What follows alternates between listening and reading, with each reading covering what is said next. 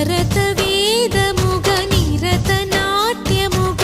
కదిలిన పదమిది ఈశా శివని వేదనగా అవని వేదనగా పలికెను పదము పరేశా